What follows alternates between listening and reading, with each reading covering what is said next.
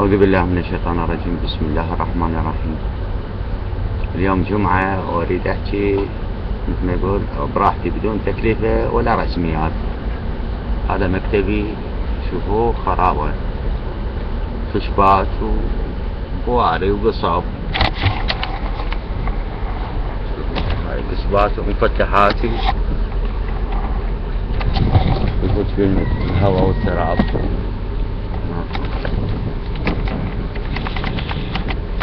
شفتوا هذا مكتبي.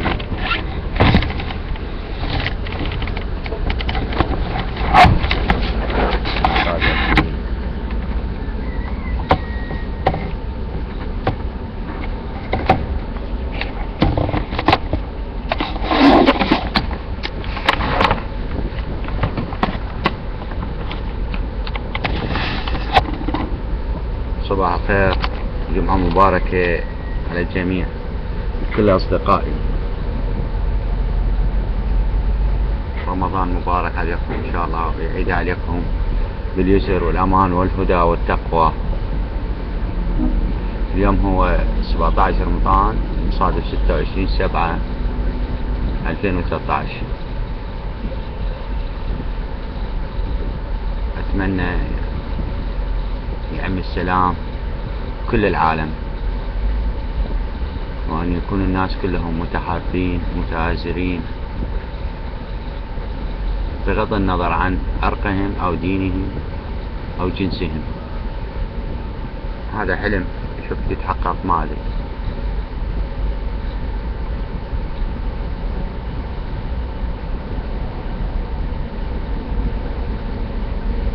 ما بقى شي إن شاء الله من رمضان،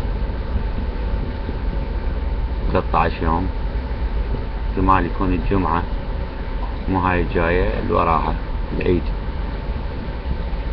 وعيدكم مبارك مقدما، كل عام وأنتم بألف خير.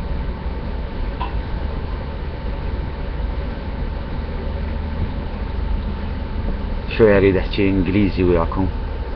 In the name of God, with merciful and merciful. I am Jawad, calligrapher from Iraq. It is Ramadan month. Please God, you, all of you, on the return to all the world with peace and